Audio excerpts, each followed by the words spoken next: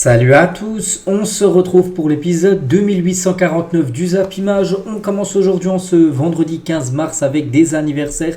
Et tout d'abord, le joueur français Paul Pogba, il fête aujourd'hui ses 31 ans Pogba. Donc actuellement, une carrière en stand-by. N'oubliez pas qu'il est suspendu pour les 4 prochaines années. Donc il pourrait reprendre potentiellement sa carrière à l'âge de 35 ans. Aujourd'hui, c'est son anniversaire. On lui souhaite bien sûr un très bon anniversaire à Paul Pogba en espérant qu'il puisse revenir bien sûr dans le monde du football. Il y a également des autres joueurs qui fêtent leur anniv, comme Diego Carlos, l'ancien défenseur de Nantes ou même de Séville. Maintenant, il est joueur maintenant de l'équipe de Aston Villa. Il fête aujourd'hui ses 31 ans. Il y a aussi Vitinha, le joueur de l'OM prêté au Genoa. Il fête aujourd'hui ses 24 ans. Par exemple, Thiago Mendes, ancien joueur de Lyon, même de Lille, il fête aujourd'hui ses 32 ans. Et également, un grand club, Liverpool, fête aujourd'hui ses 132 ans d'existence en ce 15 mars. À noter aussi que la sélection italienne fête aujourd'hui ses 126 ans d'existence. On continue, on va parler maintenant de tout ce qui s'est passé hier soir en Coupe d'Europe. Il y avait pas mal de rencontres. Tout d'abord, on va parler du club français, l'Olympique de Marseille, seule équipe engagée en Europa League. Et l'OM se déplaçait à Villarreal et c'est une défaite pour l'Olympique de Marseille. Un petit rappel, au match aller, l'OM s'est imposé 4-0. Au match retour, Villarreal a failli faire une remontada parce qu'il y avait 3-0 au bout de 86 minutes de jeu. Donc ils auraient pu marquer potentiellement un quatrième but, puis ça aurait fait égalité parfaite. Heureusement, Klose a permis à Marseille, 95e minute de jeu. Et du coup, voilà, il a enterré, on va dire, les espoirs de Villarreal, mais c'est pas passé loin quand même pour Villarreal. Bref, donc l'OM s'incline, mais l'OM se qualifie, c'est bien ça, bien sûr. Le plus important, donc les statistiques de la partie. Donc l'OM s'est fait peur, l'OM, vraiment, c'était pas du tout le même match que lors du match aller où ils ont survolé la rencontre. Hier, ça a été très compliqué. De toute façon, ils avaient quelque chose à se racheter, bien sûr. Les Espagnols, plus de 23 tirs, 9 tirs cadrés, 3 buts inscrits, 6 arrêts de Paul Lopez. Heureusement qu'il était là, le gardien espagnol de l'OM, parce qu'il a fait un énorme match, bien sûr. Le gardien phocéen. Donc touché mais pas coulé cette équipe de Marseille avec cette qualification bien sûr pour la suite de cette Europa League. Donc voilà, Marseille s'est fait très peur, mais Marseille continue son rêve européen avec au moins un quart de finale de Coupe d'Europe sur cette saison.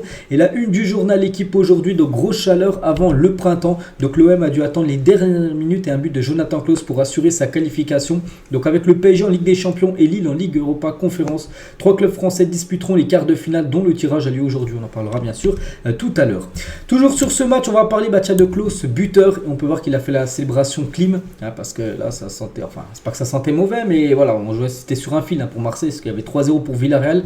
S'il mettait un nouveau but, c'était résultat parfait, égalité avec le score du match aller. Et heureusement, il a mis ce but. Voilà, c'était fini après pour Villarreal.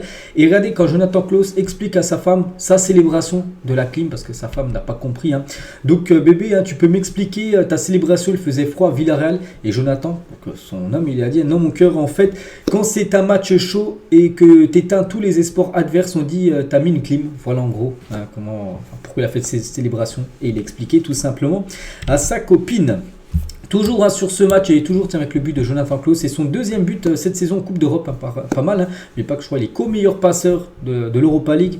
Et deuxième but inscrit pour Jonathan Klose sur une magnifique passe D, bien sûr, de Pierre-Emerick Aubameyang. Et Aubameyang, ça y est, c'est l'homme fort du côté de l'OM. Et il a commencé sur le banc.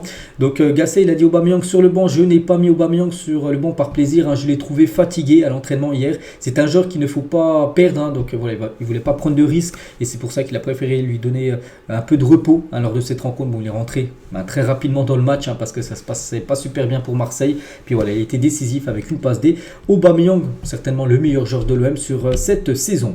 Et concernant l'OM, premier accro sous l'ère Jean-Louis Gasset, parce qu'on sait qu'il y avait 5 matchs, 5 victoires, beaucoup de buts marqués, tout ça. Là, premier accro, on va dire, c'est quand même une qualification, donc la souris est plutôt bonne, parce que l'objectif, quand tu joues un match élimination directe, une double confrontation, c'est de se qualifier, et la qualifier là. Donc malgré la défaite, c'est quand même bien sûr des résultats très encourageants bien sûr pour Jean-Louis Gasset.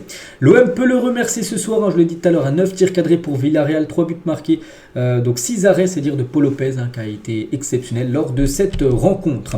Des notes, aussi, on peut voir Chancel Mbamba, une note plutôt correcte, une note de 6 sur 10, bon match de sa part. Unai, les gars, n'a pas du tout été bon, une note de 3 pour le joueur marocain.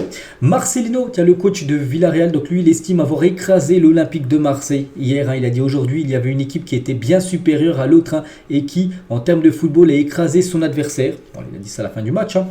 Donc sur les 2 matchs, je pense d'ailleurs que nous méritions de passer. Voilà, bon, je pense qu'il a oublié le 4-0 pris quand même c'était la semaine dernière où Marseille aurait même pu marquer un petit peu plus de buts parce qu'il y a eu quand même pas mal d'occasions. Donc bon, voilà, Marcelino, je pense qu'il va l'avoir là. Hein. Bien sûr, l'élimination de son équipe contre l'OM, hein, un club où il avait été entraîneur en début de saison. Ça s'est très mal passé. Et Marcelino, tellement qu'il est énervé aussi en fin de match, n'a pas voulu serrer la main d'Amin Harit à la fin du match. L'entraîneur espagnol l'a même repoussé quand il s'est rendu compte que c'était lui, hein, parce qu'il ne voyait pas. Puis un coup, il a vu la main, il a regardé c'était qui. Il a vu que c'était Amin Harit. En gros, il l'a repoussé, non, je te serre pas la main. Donc le Marocain n'a pas du tout apprécié, bien sûr, Amin Harit. Il a dû être calmé par Kondogbia hein, pour éviter que ça parte au moins peut-être entre le coach de Villarreal et le joueur Amin Harit. Hein, pourtant, les deux ont travaillé ensemble en début de saison. Et Gasset, donc Jean-Luc Gasset sur le tirage au sort hein, qui aura lieu à 13h concernant l'Olympique de Marseille, l'Europa League. Hein. Honnêtement, je ne sais pas qui est qualifié. Donc, car contre une grosse équipe, peu importe, ça veut dire qu'on est parmi les grands. De toute façon, il y a des belles équipes. Hein. Voilà, du côté de l'Europa League. Donc, on connaîtra tout à l'heure l'adversaire de l'OM. Et toujours sur ce match, un petit info aussi concernant c'est pas des supporters, hein, c'est des idiots de Villarreal. Donc, on réalisait des signes nazis et des injures racistes tout simplement après le match face à l'OM. Hein. Donc, voilà, ça a été filmé hier dans le stade de Villarreal. On continue les gars avec les autres rencontres, hein, avec une équipe française qui jouait en Europa League. On va parler des autres matchs, on va parler du carton de Liverpool, le grand favori pour remporter cette compète.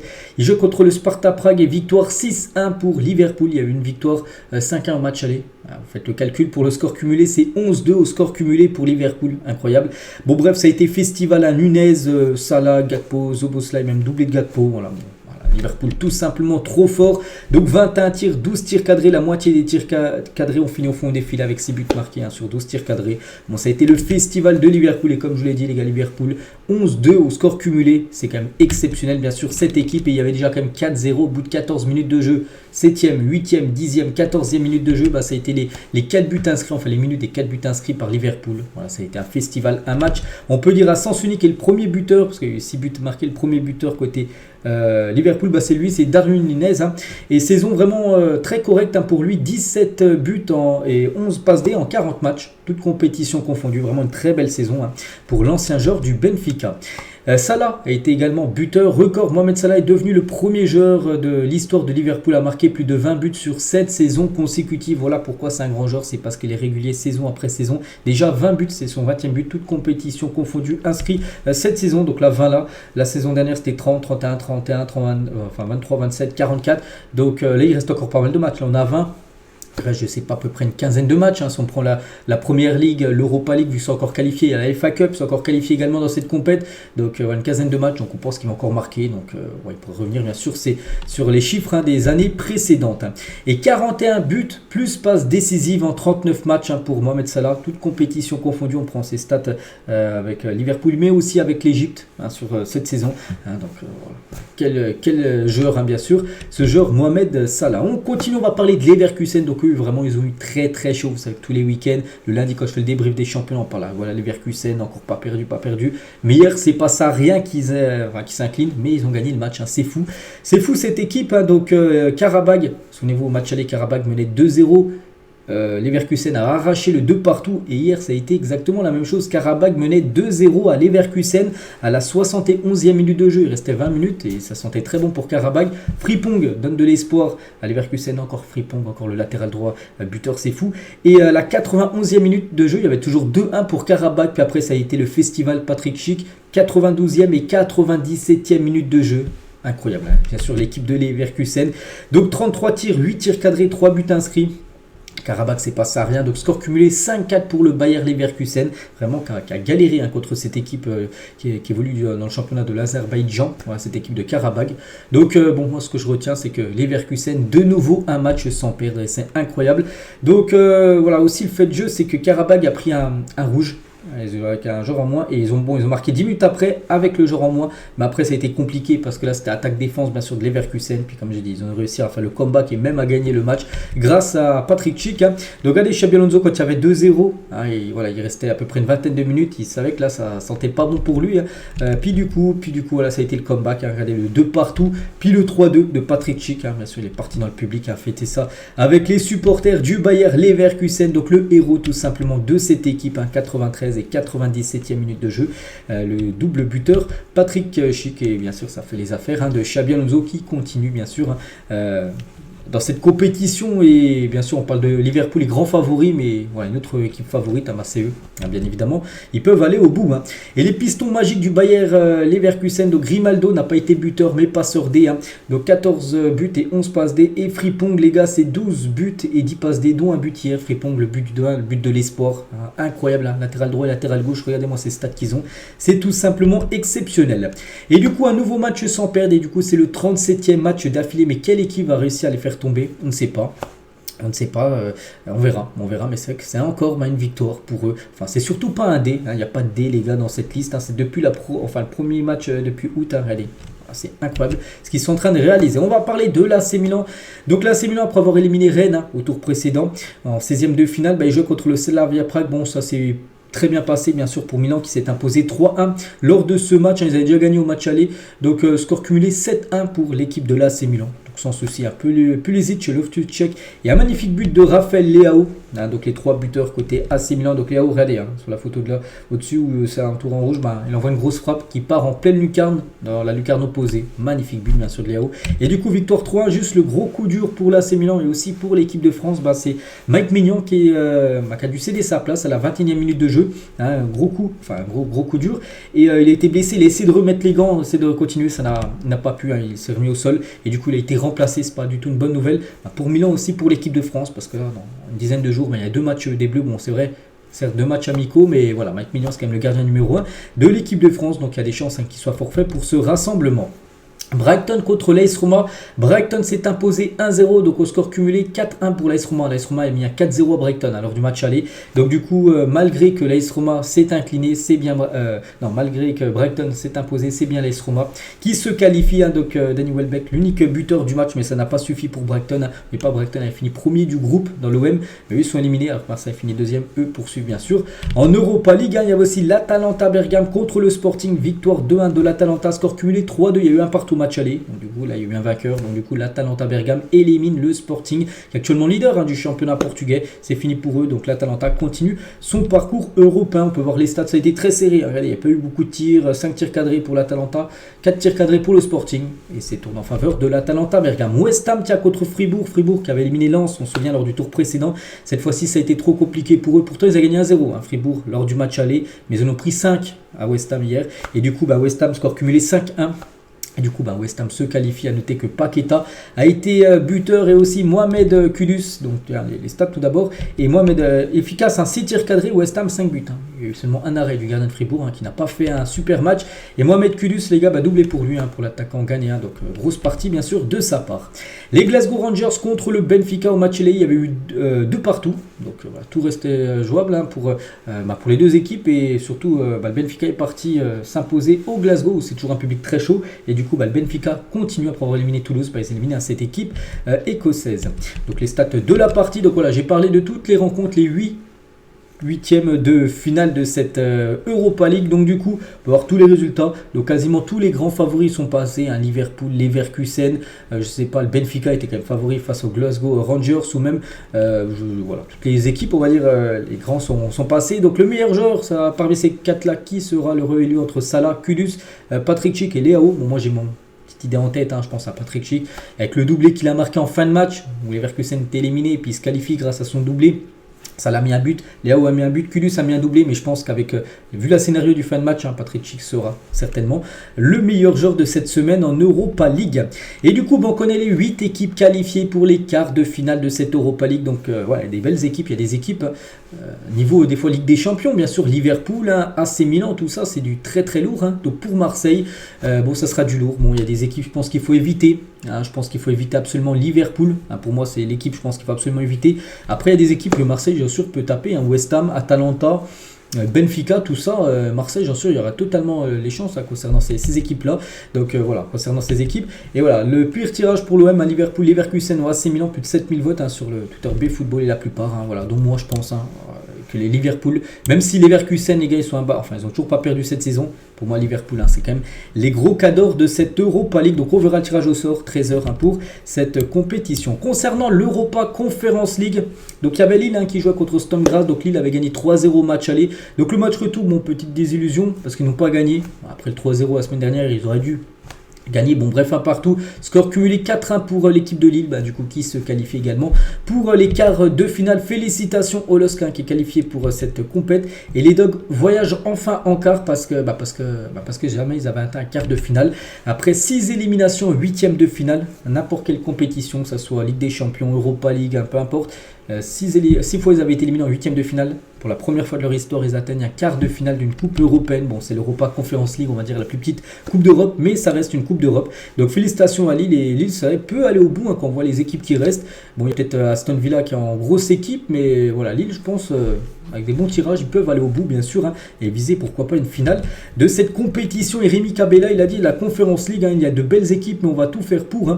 Cette équipe a du potentiel, mais on va faire match après match, bien évidemment. Donc le tirage au sort de cette compétition, c'est à 14h cet après-midi. Tiens, en parlant d'Aston Villa, pour moi les favoris pour remporter cette compète, ils ont passé un 4-0 à l'Ajax Amsterdam. Au match aller, il y a eu 0-0 Amsterdam, voilà, 4-0 au Villa Park, on peut dire.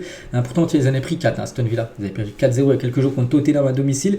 Bref, Watkins, Bailey, Douran et Diaby. Tiens, Moussa Diaby qu'on parlera tout à l'heure dans la liste de l'équipe de France. Les 4 ont été buteurs côté Aston Villa. Donc un match à sens unique, 13 tirs, 8 tirs cadrés, 4 buts marqués. Ajax, les gars, c'est 2 tirs dans le match, 0 frappe cadrée. Ils n'ont pas vu le jour. L'Ajax Amsterdam et logiquement Aston Villa se qualifie. Du coup, l'Ajax a été éliminé. C'est plutôt aussi une bonne nouvelle aussi pour l'indice UEFA français avec l'élimination d'un club néerlandais. Scénario complètement fou, les gars, un match fou entre l'Olympiakos et Tel Aviv, donc une équipe grecque et une équipe israélienne. Donc au match aller, Tel Aviv s'est imposé 4-1 l'Olympiakos à l'extérieur. Donc, ça sentait très bon pour eux, mais au match retour, les gars, l'Olympiakos s'imposait 4-1 après 90 minutes de jeu. Donc du coup, score exact, parfait sur les deux matchs. Et du coup, prolongation. Et du coup, l'Olympiakos s'est imposé 6-1. Donc c'est fou. Ce qu'ils ont fait, Tel Aviv, ils gagnent 4-1 au match aller en Grèce, puis ils floppent totalement à domicile. Et du coup, l'Olympiakos s'impose après prolongation et surtout se qualifie pour la suite de la compétition. Voilà ce match totalement fou. Et on va parler du joueur El Kabi qui a marqué un doublé côté Olympiakos. Donc ce joueur marocain de 30 ans réalise la meilleure saison de sa carrière avec l'Olympiakos. C'est un championnat, un club qu'on parle très peu, l'Olympiakos. Voilà, ce joueur, les gars, il en est à 24 buts en 36 matchs cette saison, dont un doublé hier lors de cette rencontre. Tous les autres résultats de cette Europa Conference League, on peut voir que ça passe pour la Fiorentina. On peut voir aussi que le Fenerbahçe, malgré la défaite 1-0 contre Union Saint-Gilloise, a gagné 3-0 lors du match aller. Donc ça passe également pour cette équipe. Donc du coup, les 4 joueurs nommés pour être les meilleurs joueurs de cette semaine en Europa Conference League, ça peut être El Kabi qu'on a parlé juste avant, l'attaquant de l'Olympiakos, qui est présent parmi ces 4 nominés. Et du coup, les 8 équipes qualifiées pour jouer les quarts de finale. Donc voilà, Lille, c'est pour ça que je vous dis vraiment, Lille a des chances d'aller au bout. Pour moi, Aston Villa, Fiorentina aussi c'est costaud, Fenerbahçe, et après le reste... Lille peut aller au bout, bien sûr, dans cette compétition, bien sûr. Et du coup, ça fait carton plein pour les équipes françaises qui étaient engagées en 8e de finale. Le PSG qualifié en quart, l'OM qualifié en quart et Lille qualifié en quart de finale. Parfait, pour la première fois depuis 2004. Il y aura 3 clubs français en quart de finale des Coupes d'Europe. Voilà, ça faisait 20 ans qu'on n'avait pas vu ça, que 3 équipes françaises, bien sûr, en quart de finale des Coupes européennes. Et du coup, le tirage, midi, c'est la Ligue des Champions. 13h, c'est l'Europa League. Et 14h, c'est la Conference League. Voilà, vous avez tout le programme, bien sûr, concernant le tirage au sort. Toujours avec les coupes européennes, on revient 7 ans jour pour jour en arrière. C'était un 15 mars. Et donc l'AS Monaco se qualifiait pour les quarts de finale de la Ligue des Champions face à Manchester City. Ils avaient éliminé Manchester City qui floppait de nouveau en 8e de finale. Et l'AS Monaco de Kylian Mbappé, de Bernardo Silva, de Fabinho, de Moutinho, un ancien joueur, même Djibril Sidibé qu'on peut voir à droite, la photo tout à droite là.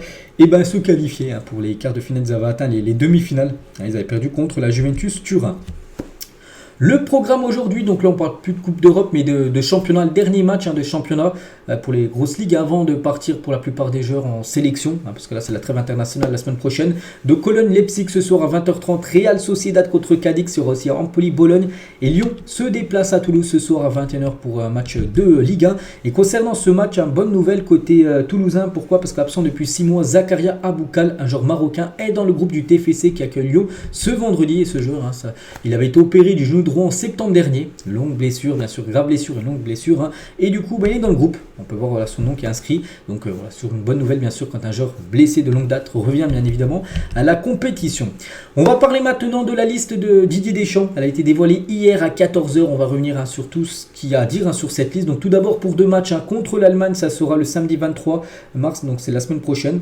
Bon, pas demain, l'autre samedi, ça sera 21 h, ça sera du côté du Groupama Stadium, le stade de Lyon. Puis après, le mardi 26 mars, ça sera au stade Vélodrome à Marseille contre l'équipe du Chili. Voilà, 2 matchs, on peut dire, à domicile en France. 2 matchs amicaux, donc voici tout le groupe convoqué. Donc voilà. À noter qu'il y a Moussa Diaby, qui on a parlé tout à l'heure, 4e buteur d'Aston Villa hier pour leur match contre l'Ajax. Donc il a appelé en équipe de France, ça faisait longtemps qu'il n'avait pas été appelé. Donc voilà, Moussa Diaby fait son retour en équipe de France, certainement pour remplacer Kingsley Coman qui n'est pas présent, Coman blessé. Pour ça qu'il a appelé Moussa Diaby. A noter que Bradley Barcola, pourtant l'annonçait peut-être dans le liste de Deschamps, il n'a pas encore été appelé chez les Bleus. Et Deschamps, il a dit, Barcola fait partie des joueurs que l'on suit. Avec les enchaînements de matchs ces derniers temps qui lui ont fait voir de belles choses, il a besoin de confirmer et s'affirmer plus dans le contenu. Il a également dit, il sera dans la liste de Thierry Henry. Il est bien convoqué avec les espoirs, mais pas avec l'équipe de France A, pas pour l'instant encore. Je ne sais pas ce qu'il se passera d'ici le mois de mai. Vu tous les matchs que les joueurs auront à jouer d'ici là, ça pourrait être différent. Voilà. Là, il n'a pas été appelé. Pour la prochaine liste au mois de mai, potentiellement il pourrait être appelé, il ne sait pas. Mais pour l'instant, il n'est pas encore prêt pour le groupe A, enfin d'après Didier Deschamps. Toujours avec Deschamps sur Jonathan Klaus. Il a dit difficile de s'exprimer sur ce sujet. Il a vécu des moments pénibles. J'ai maintenant le contact avec lui. La vérité du terrain lui donne raison aujourd'hui, vu qu'il a été appelé tout simplement avec le groupe France. En plus, hier, il a marqué un but, on le sait, avec l'OM. Deschamps aussi sur le cas Paul Pogba, qui fait de son anniv Pogba, mais surtout par rapport à sa suspension de 4 années. Il a dit, j'ai échangé avec lui moralement et physiologiquement.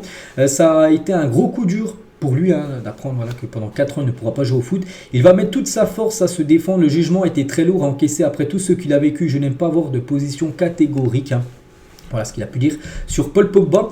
Il parle aussi, bien sûr, il y a eu des questions sur Kylian Mbappé. Je ne vais pas fourrer mon nez dans les affaires de Luis Enrique, l'entraîneur du PSG, parce qu'il y a des journalistes qui ont posé des questions. Vous avez vu, Mbappé joue beaucoup moins ces derniers temps avec le PSG. Il a dit que voilà, c'est avec le PSG et Kylian Mbappé, lui, ne rentre pas dans cette situation-là. Il a dit, Kylian va être amené à jouer moins dans les prochaines semaines. Et Deschamps, il a dit magnifique, super, parce qu'il est plutôt content qu'il joue moins, c'est-à-dire qu'il serait encore en plus grande forme pour jouer bien sûr l'Euro. Et Deschamps toujours envoie un petit message aussi à Luis Enrique, donc il a dit voilà par rapport à Kylian, c'est sa gestion des joueurs, il le fait jouer ou non, mais s'il donnait un peu plus de temps de jeu à Kolo Muani, ça m'arrangerait un peu, parce que Kolo Muani, ça c'est ça que je ne l'ai pas dit tout à l'heure dans la liste, pour moi c'est quand même une surprise les gars, il est dans la liste, Kolo Muani, alors qu'il joue jamais du côté du PSG. Voilà. Kolo Muani, qu'est-ce qu'il fait les gars? Si on regarde par rapport au mérite, je pense qu'il y a des autres joueurs français qui méritent plus que Kolo Muani. Dans la liste, il joue pas, et quand il joue, il n'est pas super bon. Je regarde quasiment tous les matchs du PSG, il n'est pas bon les gars, et voilà. Bon, tant mieux bien sûr pour lui, mais il va falloir vraiment que là, s'il joue, il soit performant, sinon je pense que la prochaine liste, les gars, il ne sera pas dedans. Randal Kolo Muani. Deschamps sur les Jeux Olympiques après l'Euro, il a dit c'est très difficile sur un plan psychologique et physique de pouvoir enchaîner 2 compétitions l'été, parce qu'il y a des joueurs, on sait, ils veulent jouer l'Euro et après les Jeux Olympiques, on en parlera bien sûr tout à l'heure. Mais il a dit que c'est très compliqué, bien sûr, mentalement, physiquement, parce que c'est grosse épreuve, il y a de la pression, tout ça. Puis il faut se reposer, parce qu'on sait que sinon, des fois, les blessures peuvent arriver. Et Deschamps s'agace à une nouvelle question sur Kylian Mbappé, les Jeux Olympiques. A alors arrêté de penser que c'est moi qui décide. Si Thierry Henry décide de prendre un joueur et que le club est d'accord, il sera dans son équipe, c'est tout. Voilà, parce que c'est pas lui qui fait la liste. C'est pas l'équipe de France de Deschamps, c'est l'équipe de France de Thierry Henry. C'est les espoirs, bien sûr, qui vont aux Jeux Olympiques. Donc il a dit si Mbappé veut, et si son club, soit le PSG ou peut-être le Real, accepte, bien sûr là il n'y a pas de souci, le joueur participera au JO. C'est pas Deschamps bien sûr qui décide. Deschamps toujours, parce qu'il était questionné sur pas mal de trucs, recadre Hubert Fournier sur sa sortie concernant les tirs au but, parce que Hubert Fournier, la personne sur la droite, l'avait dit que l'équipe de France flopait lors des séances de tirs au but, parce que il n'y avait pas assez de travail, tout ça, que les Bleus ne s'entraînaient pas au tir au but. Donc il a dit ce qui me gêne et que je trouve déplacé, c'est la sortie médiatique du DTN, déplacée et même irrespectueuse par rapport à tous les entraîneurs nationaux, les gardiens, les analystes vidéo, on les travaille les séances, voilà, on les travaille de temps en temps, les pénaltys, c'est que la France n'a pas de chance d'après Deschamps, mais Je pense il faut encore faire plus de travail, bien sûr, parce que c'est pas possible de flopper autant lors des séances de tir au but côté équipe de France. Et Deschamps, sur la liste pour l'Euro, il a dit il y a un noyau dur d'une petite vingtaine de joueurs qu'il est sûr de prendre. Voilà, vous savez, Mbappé, les Tchouaméni, les Camavinga et Griezmann, voilà ces joueurs on est sûr de voir bien sûr la liste de l'équipe de France lors de l'Euro s'il n'y a pas de blessure. Donc il a dit sur 2, 3, 4 joueurs, il peut y avoir des réflexions, mais sinon il a déjà un noyau quasiment d'une vingtaine de joueurs qui est quasiment sûr de faire partie du groupe France pour l'Euro. Et Deschamps sur le travail de Jean-Louis Gasset à l'OM, il a dit sur ce qu'on lui a demandé de faire pour le moment, c'est carton plein, bravo. Il y a encore de la route jusqu'à la fin de la saison. Voilà ce qu'il a pu dire. On l'avait dit ça avant la défaite hier, quand il carton plein. Il y a eu une défaite hier, mais il a dit la conférence de presse a eu lieu avant la défaite de l'OM, bien évidemment, hier soir. Et Deschamps tient sur Lautaro Martinez. On sait que Martinez, avant-hier, il a envoyé son penalty sur la lune lors de la séance des tirs au but contre l'Atlético. Il a dit regardez Lautaro Martinez hier soir, ça aurait été bien qu'il fasse pareil en 2022 parce qu'il a tiré son penalty lors de la séance des tirs au but et contre l'équipe de France, il l'a marqué. Et avant-hier, il a tiré hors cadre. C'est vrai que ça a été bien qu'il fasse la même chose. C'était en 18 décembre 2022, mais malheureusement, il a marqué son but. Bref, toujours avec cette liste de l'équipe de France, il y a quand même 8 joueurs de Ligue 1 qui sont appelés dans cette liste. Bon, il y a pas mal de joueurs du PSG, comme Mbappé, Colomani, Dembélé, Zeremri et Lucas Hernandez. Il y a Youssouf Fofana, il y a aussi Jonathan Klaus et Brice Samba. Voilà, 8 joueurs comme du championnat de Ligue 1 sont présents dans cette liste. C'est pas mal sur 23 joueurs appelés. Concernant la liste de l'équipe de France Espoir, donc là aussi, il y a du très beau monde, elle est quand même lourde dans cette liste. Donc c'est la dernière liste de Thierry Henry avant celle des Jeux Olympiques. Voilà, donc pas retenu avec les A. Bradley Barcola est bien présent dans cette liste, comme Malo Gusto et même Eli Wahi. Donc au programme de cette trêve, un match amical face à la Côte d'Ivoire et un autre face aux États-Unis. Voilà, concernant cette équipe de France Espoir. Donc Lenny Yoro est là, locaux. On peut voir aussi Désiré Doué, Kefren Turam, Diouf ou même, je sais pas, Kalimundo, même Barcola. Notez que des joueurs ne sont pas là, les gars, comme Ryan Cherki qui est souvent en équipe de France. On peut voir qu'il n'est pas appelé. Ryan Cherki n'est pas parmi les attaquants. Et la même chose aussi pour Mathys Tel. Les deux ne sont pas convoqués avec les espoirs par Thierry Henry. Et Thierry Henry explique sa liste. Essayez de voir des joueurs qu'on n'a pas vus, comme Désiré Doué ou Andy Diouf. Pour Mathys Tel, il y a des échéances en dessous. Ça peut lui permettre d'avoir du temps de jeu. Donc en dessous, ça veut dire l'équipe U19, l'équipe de France U19, parce que c'est vrai officiel la liste des U19 de l'équipe de France. Absent avec les espoirs, Mathys Tel est présent. Voilà, objectif se qualifier, parce que là, c'est des matchs importants. Parce que l'équipe de France Espoir, c'est des matchs, la Côte d'Ivoire et les États-Unis, c'est des matchs amicaux. Alors que pour l'équipe de France U19, c'est des matchs officiels pour se qualifier pour le futur Euro. Donc voilà, ils préfèrent qu'il aille renforcer l'équipe U19 française parce que c'est des matchs importants. On peut voir la liste. Et concernant Cherki, donc lui, il n'est pas convoqué non plus avec les U19. Il est convoqué nulle part. Ryan Cherki, le joueur de l'Olympique lyonnais. On quitte la France, on va parler d'autres listes. La liste de l'Allemagne officielle, la liste de Julian Nagelsmann pour la sélection allemande. Et Toni Kroos est de retour. On peut le voir là parmi les milieux de terrain. Toni Kroos en dessous de Gundogan et au-dessus de Musiala. Toni Kroos, il n'avait plus été appelé depuis le 2 juillet 2021. Toni Kroos, bon, c'est lui. C'est pas à cause de ses performances, parce que c'est un joueur qui aurait toujours été appelé. C'est par rapport à son choix personnel. Il avait décidé de prendre sa retraite internationale et il est revenu sur ça. Il est sorti de sa retraite internationale pour reprendre du service. Donc voilà. Concernant Toni Kroos, plutôt une bonne nouvelle bien sûr pour la Mannschaft. Donc sinon, voilà, les plupart des joueurs sont présents. À noter les gars qu'il y a quand même un absent. Goretzka n'est pas présent dans la liste. Pourtant il a marqué un doublé. Souvenez-vous la victoire 8-1 il y a quelques jours. Il a marqué 2 buts et 2 passes D lors du match.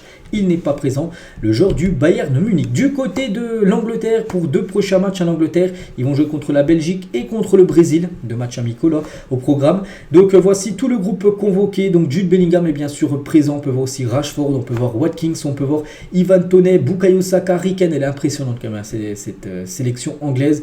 Joe Gomez, John Stone ou je sais pas, Anderson est également présent dans cette liste.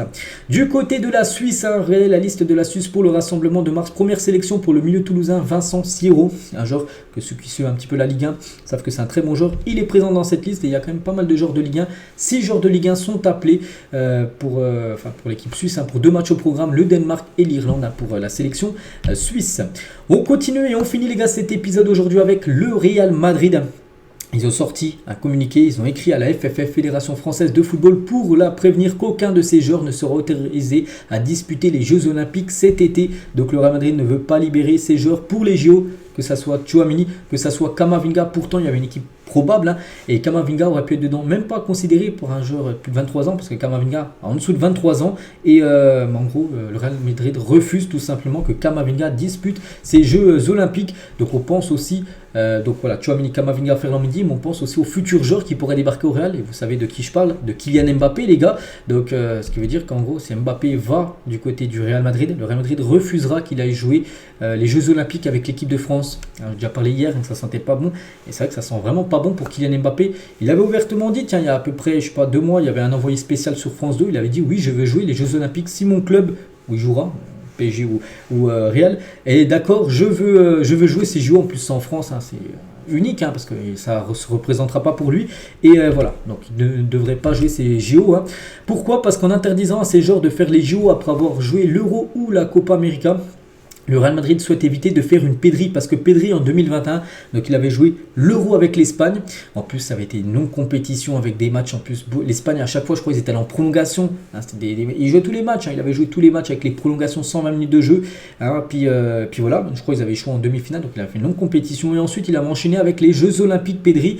Et voilà, il n'avait pas eu de vacances. Et après, on sait ce qu'il a eu. Maintenant, il a beaucoup de blessures. Regardez, actuellement, il est blessé, Pedri. Il s'est encore blessé là il y a 2 semaines. Et en gros, le Real ne veut pas faire la même chose que ce qu'avait fait le Barça. Autoriser à Pedri à enchaîner l'Euro plus les JO, et c'est pour ça que le Real refuse en gros que voilà, Tchouaméni, que Camavinga, Kylian Mbappé peut-être, si les joueurs du Real fassent l'Euro plus les Jeux Olympiques. Donc en gros, voilà, Mbappé ne forcera pas auprès du Real Madrid pour participer aux Jeux Olympiques. Donc il a dit vraiment, si son club refuse, il ne jouera pas. Donc en gros, ça sent très mauvais pour l'équipe de France Esport d'avoir Kylian Mbappé. Ce rêve de participer à cette compétition chez lui est en train de s'envoler pour Kylian Mbappé. Ça sent très mauvais pour Kylian. C'est comme ça. Donc voilà les gars, tout ce qu'il y avait à dire aujourd'hui. J'espère que ça vous a plu. On se retrouve demain pour le prochain numéro. Je vous souhaite une très bonne journée et à demain.